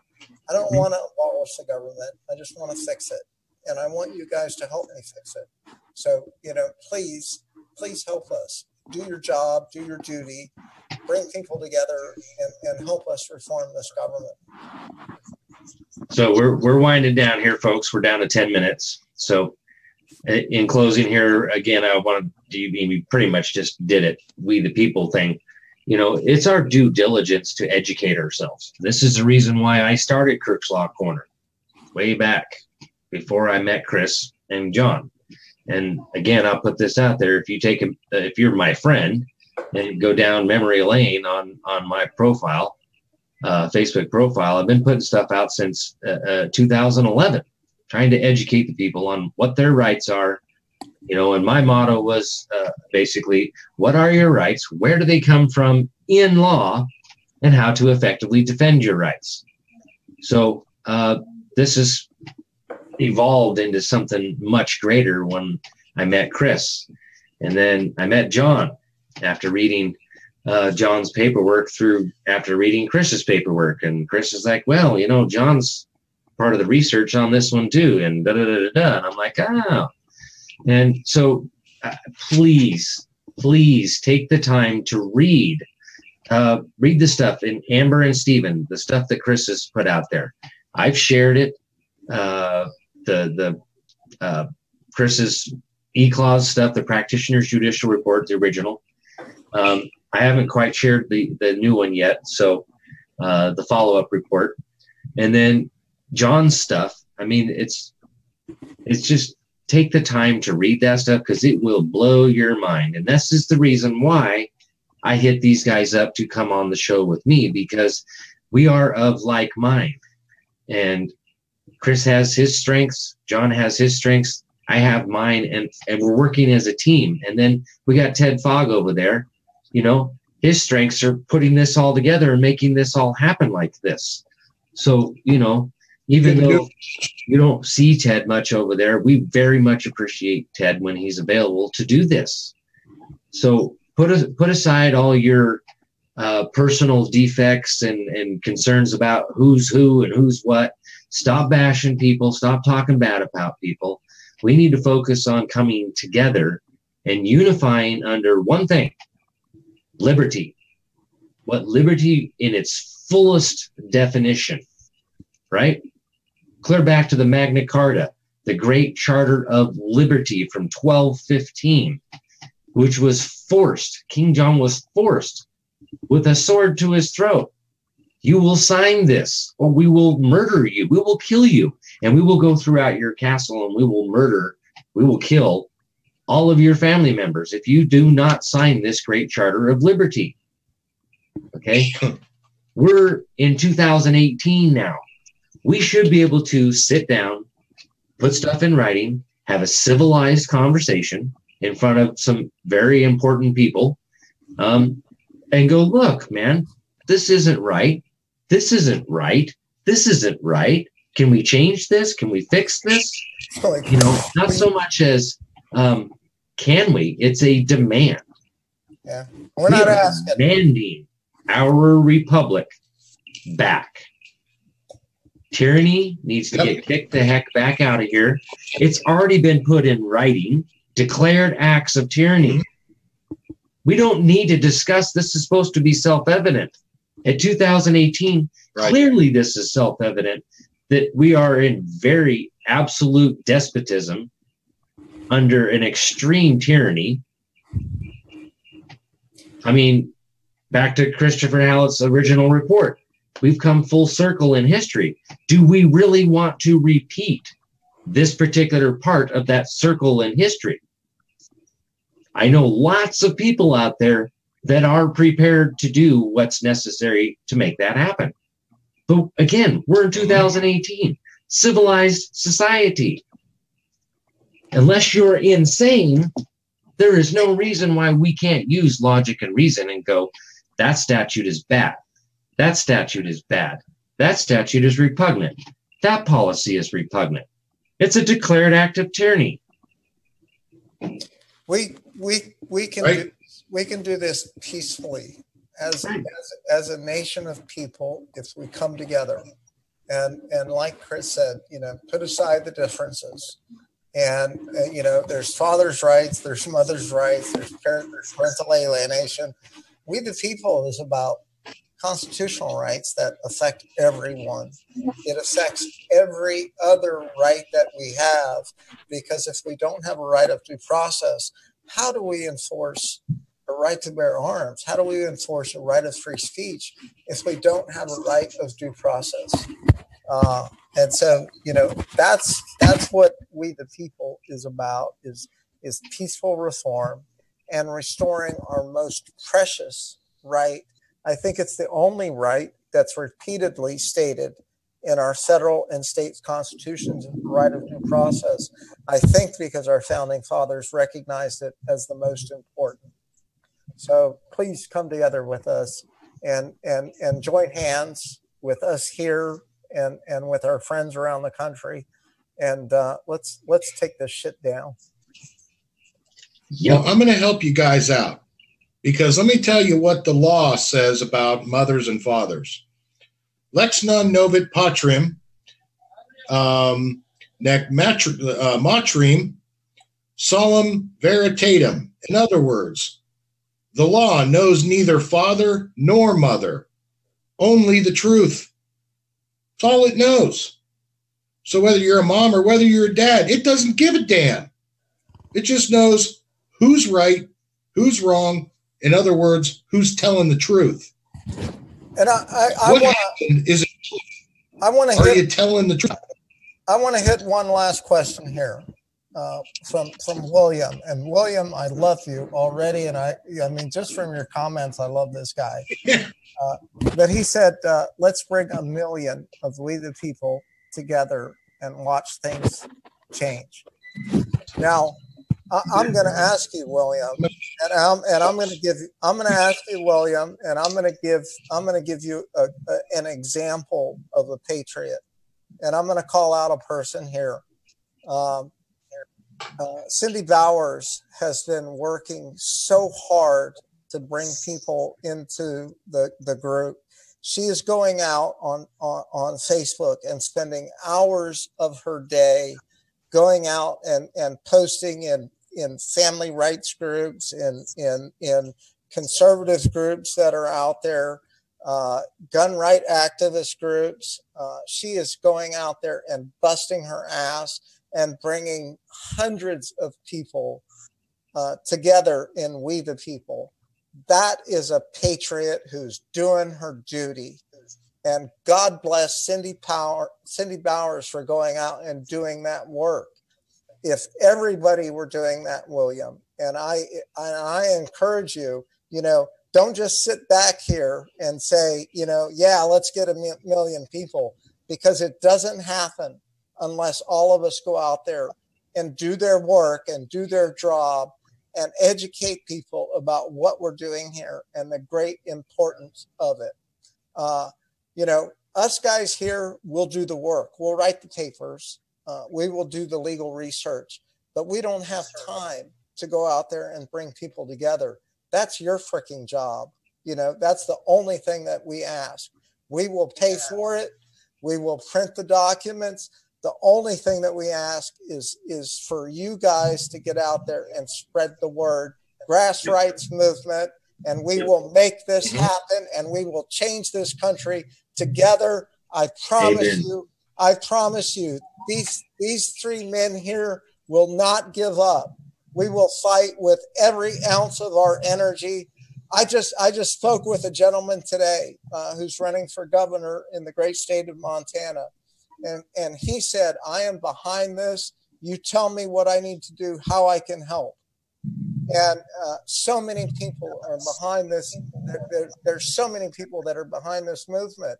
We just got to go find them. And I need you guys to get out there and help us. We'll do the hard stuff. But spend, make a commitment, 15 minutes a day to go out on these groups and write posts and say, do you want to restore this country to its intent? Do you want to restore a right of due process? Do you want to restore the principles upon which this country was founded? Do you want to get rid of corruption? Whatever the question is specific to whatever group you're on, get out there and educate them, tell them what they're about, talk to them on the phone, message them, do whatever you got to do to bring this people of this country together and help heal this nation. Okay, so that's it for the show tonight, folks. And just so you know, we're about 3 weeks into this We the People, and we're at almost 6,000 people. Okay, in 3 weeks. So good job to you folks out there that are hitting the pavement, hitting the due diligence, and talking to your fellow man, and letting them know we are coming together. We are demanding in writing and in person, in a civilized manner, our republic back. We want our republic is a Republican form of government. And our rights. Just a real quick, not just family court. Everything. Just a quick comment. Tracer Graham asked, is there a link to sign up? No, we keep this as a secret group. It's not that we're a secret. I told the Supreme Court we're coming. I want them to know that we're coming.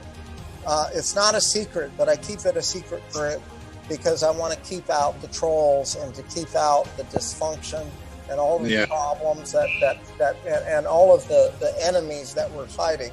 So to be invited to the group, you have to be friends with somebody who's in the group. And so friend me, friend Cindy Bowers. We will take a look at your profile, and if you're a rational, reasonable person, we will absolutely welcome you with open arms into this group. So, find a friend who's a member of We the People. Yep. We'll get you in there. We need time to build up the names, because that's what we're doing. We're gathering names of everybody that gets it. We're vetting people.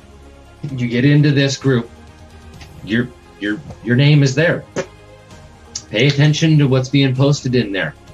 This isn't this is a drama free per se, non-negativity, no memes. We are very aware of the corruption. Okay. That's the reason why we're doing what we're doing, and which is the reason why I have my private group. Kirk's Law Corner is a private group. This is the page. Okay. The group is nothing but law. Okay. Not memes, not videos. There's some educational video stuff in there, but I'm well aware of the corruption. I've done my studies. I've done my research. I've been down numerous rabbit holes over the last 23 years of my studies. Trust me. Mm-hmm. I know what's wrong, where things went sideways in 1812 and 1859. These three guys you guys are looking at on the screen, we do our homework. Yep. So drop by, say hi to Amber and Steven. I'm a little more lax. Just keep it civil, keep it respectful. My kids do pay attention. I do some videos time to time. I'll put some stuff on the whiteboard, stuff to try to explain basic civics to them. There's some pretty informative stuff. I talk about how transactions are, where they come from and how we govern them, the difference between what is lawful and what is not lawful, a guidance document that's improperly written versus a process that stands firm in law, the science of it and all of that. So I've done some real short videos on that. They're in the group, 10, 15 minutes a piece. You'll learn something from them. Yeah, and I want to address a comment here from Jessica Alexander. She said, again, give credit to the females whom are very much behind the law and legal research and advocacy. Please, gentlemen. Jessica, anybody who is part of this movement, male or female, I applaud. And, I just gave a huge kudos to Cindy Bowers. I just spoke to Cindy tonight and personally thanked her. And she's a female. I talked to her on the phone, female voice. I know she's a female. And that woman is a patriot. And Jessica, I know that you personally, I've seen you add a lot of people to the group. I know you're a patriot. And I know that you're working hard, Jessica. And God bless you for your hard work. And I know that there are so many women out there. Francesca, Jody Bueller down in Texas. I mean, I'll tell you what, I suck at names. And I got so much shit going on in my head that, my memory is, my what I can remember is my fight. I can't remember all the names out there. I apologize for that. Well, last time I checked, patriotism and being an American was not gender specific. Nope. Yeah, but you know what? I'm not racist. I'm not gender biased. Yeah. I'm an American. Yeah, I just wanted to address that really quickly, Jessica. This is I don't know everything, and there are women that I have talked to in this movement that I've learned from. And there's so many people across this country. You know, I write pretty good, but what I do is I synthesize. I take the knowledge that I learned from people across the country, and I synthesize it and put it into legal form. And so I've learned, you know, from people all across the country, from men and women. And, you know, we have so many advocates out there. Joe Ellen in Chicago has been a tremendous advocate for us, you know, and she is working hard. She's supporting Cash Jackson, who is all about, you know, restoring justice. There are so many people in this movement who are fighting that are men and women. So, God, Jessica, if you felt slighted, or that we weren't giving you credit, I want you to know we appreciate everybody in this movement. So, thank you for that. All right, folks. On that, we're past our 6 minutes past here for our 2-hour show. So we apologize for going over, but you know, we love y'all. Much love, brothers and sisters out there. And I'm mostly horrible with names, so Shar, Angel Astro was one. Sometimes I forget my own name. So there's plenty of women out there. I'm looking at the feed here. I know, like Dawn Miller, she's added tons of people. Yes, that is one I recognize all the time. I love Dawn, Teresa, Cindy Bowers. Ty Herring, she's had some great comments tonight, and I apologize if I haven't seen your name before. You look new to me, but you know, God bless you for being a patriot. There's too many people. There's too many people out there. You know, yep. And that is evidenced by the fact that, you know, over 6,000 people in 3 weeks, man. Yep. So on those notes, I think ish. You got any last tidbits there, Chris? I just want to say, if anybody asks you what we're up to, I can give it to you in 4 simple Latin words. Alitas hominum est obviendo. The malicious designs of men must be thwarted. Amen. That's why I do for a living, right? So we're going to take the shit show, stuff it in the ground. That's where it belongs. Yeah. So, no, we love you guys. We'll see you back on Monday. Just drop in and say hi to everybody else all week long. Pick a show, pick a platform. Thank you guys for checking out the show. Chris and Kirk, thank you guys for having me on and letting me join your team. Ted Fogg, we love you, brother. We could not do this without you. So, you know, God bless Ted Fogg. Amen. Thank you all. Much love, folks. We'll see you Monday.